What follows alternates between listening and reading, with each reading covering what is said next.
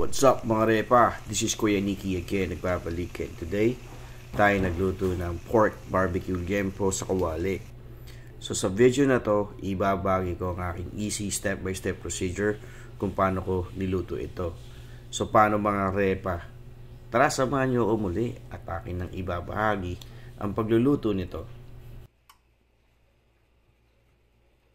Alright mga repa, simulan na natin ang pagluto ng pork barbecue liempo sa kawali. So ito, meron tayo dito 1 kilo na pork liempo. Ang unang gagawin natin dito ay ating itong i-marinate. So ito, meron tayo dito 1 bulb ng crushed garlic. So ating itong ihalo. Tapos meron tayo dito 3 tablespoon na piniga na kalamansi or kalamansi extract. Tapos ito ating muna natuglalamasin or hahaluin in that way para kumapit ng maigi yung ating kalamansi extract at saka yung ating bawang. Pagkatapos yan, ating tinimplan ito ng ground black pepper. Siguro 1 to 2 teaspoon ang aking nahalo rito. Tapos 1 teaspoon na rock salt. So ayan. Pagkatapos yan, ating itong dadagdagan ng soy sauce. Siguro gumamit ako dito ng mga 3 kutsarang toyo or soy sauce. So ito mga kaibigan, na lang ko hassle di ba mag-ihaw ng barbecue liempo. Kaya ito ang isa sa mga alternative na ginawa natin. Ating lulutuin ito sa ating kawali. Pagkatapos ng soy sauce, naglagay din tayo rito ng oyster sauce. Isang pakete na maliit, yung tigil 7 pesos. Siguro mga 3 kutsara din yun or 3 tablespoon. Pagkatapos yan, meron tayo ditong paprika. Ito yung nadagdag ko dun sa previous ingredient ko sa chicken barbecue. Nag-add ako ng paprika, mas masarap siya eh. So siguro naglagay ako ng mga 1 kutsara. Tapos brown sugar, mga 1/3 cup. Tapos yung ating ketchup, suma total gumamit din ako dito ng mga 1/3 cup. So ito ating itong hahaluin maigi. Tapos ibababad natin ito, mas maganda siguro mga 2 hours or overnight para talaga yung ating mga pampasarap o yung ating mga ingredients talagang kumapit or manuot sa kaloob-looban ng ating pork liempo. Pero hindi pa tayo natatapos dito sa ating marination. Once nahalo natin further itong ating mga initial ingredients, idadagdagan naman natin to ng soda. Yung soda na gamit ko rito ay gumamit ako ng Sprite. Yung Sprite na, anong tawag ba dyan? Mismo ba yan? Yung tig 137 ml na Sprite. So ayan, ating ibababad to. So masasabi ko sa inyo, yung kinalabasan nito ay talagang pagkasarap. Ngayon hindi na tayo ma-hassle, especially now, di ba? Sobrang init ng panahon, lalo na pagtanghali. So ito, lulutuin lang natin to sa kawali. Walang kahassle-hassle, pero masarap pa rin. So ayan, after natin i-marinate, ang next na gagawin natin dito ay ating ipa-pan fry or isi-sear yung ating marinated na liempo. So ayan, ang ginagawa kasi nito, nilalock in niya yung ating marinated na ingredients sa ating liempo, and at the same time nagpapaganda ito ng ating texture or yung appearance niya. Parang mukhang inihaw talaga siya sa uling, kasi medyo parang gagawin natin, medyo parang nasunog-sunog yung mga area ng ating liempo. So yan, pagka ganyan yung itsura niyan, ating itong isa-set aside. So since nga 1 kilo siya, by batch, ating nilalagay dito yung ating marinated na liempo.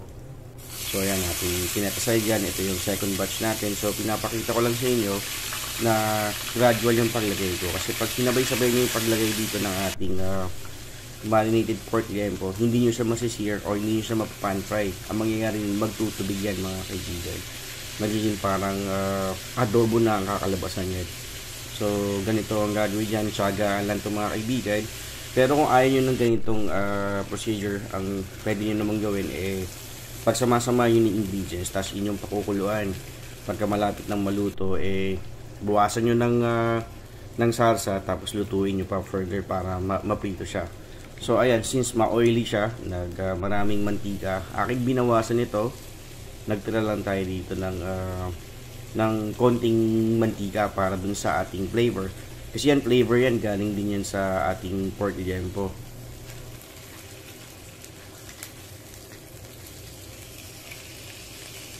So ayan, ganyan yung magandang texture mga kaibigan, yung parang medyo parang sunog. In that way, kapag siya ay nahalo or napakuluan natin dun sa ating marinated sauce, talagang pork barbecue liempo. So ayan, ang next na gagawin natin dito, yung ating marinated sauce, natin itong pakukuluin lang muna. Ginamitan ko to ng medium na apoy or medium heat. So once kumulo na siya, ang next na gagawin natin dito ay ating ihalo uli yung ating pinan fry or sinear na liempo. So ayan, medyo mabula siya kasi 'di ba gumamit tayo dito ng Sprite. So siguro dun galing 'yun. So ayan, masasabi ko sa inyo itong lutong ito talaga naging all-time favorite na ng wife at saka ng daughter ko. So ito, ang gagawin natin dito, pakukuluan natin to hanggang sa lumapot yung ating salsa. And at the same time, ang ginagawa niyan, nagpapalambot or nagpapatenderize siya ng ating pork liempo. So gaano katagal? Depende yan depende yan sa pork na nabili nyo. So from time to time, try to double check by using a fork or tinidor. Pagka nakikita nyo yung fork tender na, okay na yan. Pero rough estimation siguro, dahil liempo madaling lumambot, mga 15 to 20 minutes, okay na yan. So ito, may iba kasi gusto nila iga. Pero pagkakakain naman yung mga bata, ang gusto nila may parang sarsa. So ang pwedeng technique na gawin nyo dyan, pwede nyo iset aside yung sauce na pag medyo lumapot. Tapos ang gagawin nyo, pag may konting sauce pa yung ating pork liempo, i-further luto nyo lang siya hanggang sa ma-convert to oil na yon. Magmamantika yun. Tapos ang mangyayari, piprituin natin siya sa sarili niyang mantika. In that way, mas lalong lalabas yung flavor ng ating pork liempo. So ayun, nakita nyo, diba? Sinet aside ko yung salsa niya. Tapos ito, pinurder luto ko siya. Kaya ito, nakita nyo yung texture niya. Mas lalong gumanda at mas lalong sumarap. So ang kinalabasan nito ay talagang malambot yung ating pork liempo. So ayan mga kaibigan, tapos na tayo magluto ulit ng ating pork barbecue liempo sa kawali. Naway meron kayong bagong recipe na maluluto for your family na hindi na tayo mahahassle na magpauling at masunog sa arawan kapag nag-iyaw. So again, this is Kuya Nicky. Just wanna say thanks everyone and have a good day again.